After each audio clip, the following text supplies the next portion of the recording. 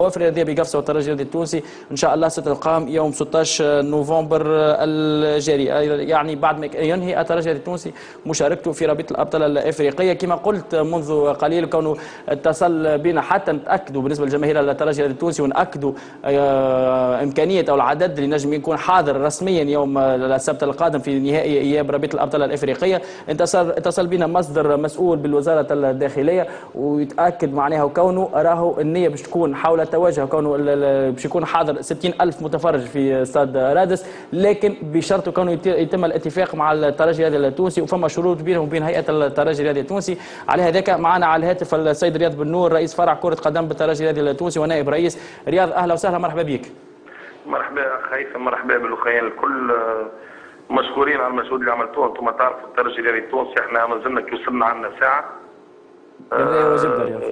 المعلومة هذه معناها تتسمى ونفرطوا بها، سمينا شكون المصدر المسؤول أخ هيثم؟ والله مصدر مسؤول رسمي من وزارة الداخلية سي رياض، وهو يحبذ وكونه باش ما تكونش الأمور على لسانه هو رسميا معناها، وكونه نحترمه هذا، وكونه ما يتمش الإدلاء بالاسم بتاعه. باهي مش مشكل، احنا عندنا ما يحبش خاطر الأمور هي أمور معناها نجم نقولوا أمور معناتها مهنية بحتة. رياض ما ينجمش يسبق المسؤولين نتاعو سي رياض. اي مش مشكل، احنا اخويا عندنا ثقة في العمل اللي تقوموا فيه، ونعرفوا اللي مادام قلتوا انتم هكايا مادام المعلومة ناخذوها معناها ونبشروا بها احبائنا. هذا يكون ما كناش عندنا شك الحقيقه، لانه نعرفوا المسؤولين التوانسه مهما كان هما توانسه ويحسوا كما يحسوا الناس الكل، واكيد عندهم عائلاتهم وعندهم اقاربهم ناس مولعين بكره القدم، وهما زاد تهمهم كونه الترجي الرياضي التونسي وممثل لكره القدم التونسيه يكون في احسن الحالات نتاعو باش يهدي اللقب هذايا لتونس، خاصة انه البلاد نتاعنا والحمد لله مرت بالظروف الكل الصعيبة، تو رجعت الامور عادية، الانتخابات تمت وكل شيء على احسن ما يرام، وخير دليل البطولة التونسية دارت بحضور الجماهير من غير ما فما حتى اشكال، والمثال والدرس اللي اعطاه جماهير الترجي الرياضي التونسي، لانه يلزم نذكروا في ملعب محمد الخامس في المغرب، الجماهير المغربيه شعلت الافلام، جماهيرنا كانت في درجه كبيره من الوعي، حتى الافلام ما شعلش. معناها تحس فما تواصل وفما تفاهم من الجماهير اللي يعرفوا اللي الترجي الرياضي التونسي حتى الافلام يريسك معناها باش عنده عقوبات، بما انه حكينا قبل في السرسي اللي على الترجي الرياضي التونسي كونه ينجم يتعاقب حتى في حاله افلام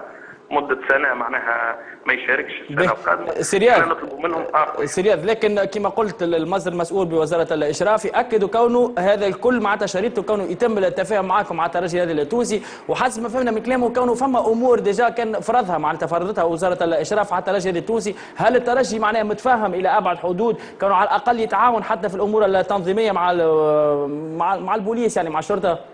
خويا احنا ديما متفاهمين، معناها ما فماش مره ما لقاوش التعاون منا والتجاوب والتفاهم في الامور المعقوله الكل، كنا ديما متفاهمين في الامور اللي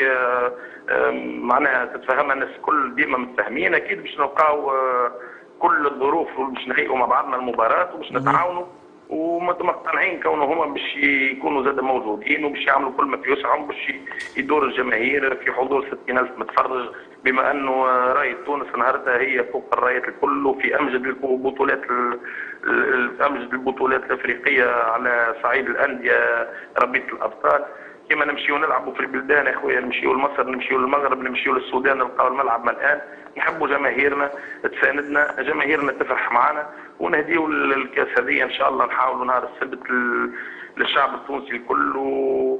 ومشكورين كما نعاود نقول زاد. مشكور انت سي رياض، مشكور انت ايضا، مشكور انت سي رياض، وسهرناك شويه بالاتصال هذايا، وان شاء الله نكونوا على الاقل هكا مدينه الاحباء الترجي التونسي باول المعلومات حول امكانيه او حضور عدد الجماهير. شكرا ليك سي رياض، وتصبح على خير، وان شاء الله حظ سعيد للترجي التونسي، وان شاء الله كما قلت ونأكد مره اخرى النيه متوجهه، مازال القرار ماهوش رسمي، لكن ان شاء الله في اقرب الساعات يعني غدا بعد غدوه اكيد باش تكون فما جلسات بين وزاره الاشراف والترجي التونسي، والاكيد ان شاء الله النية متجهة باش يكونوا فما 60,000 متفرج في ملعب رادس، وان شاء الله 60,000 يروحوا فرحانين من رادس بالتتويج الترجي التونسي بالتتويج القاري في امجد الكؤوس الافريقيه رابطه الابطال. مصدر اخر دائما في اطار التفاعل مع انديتنا التونسيه،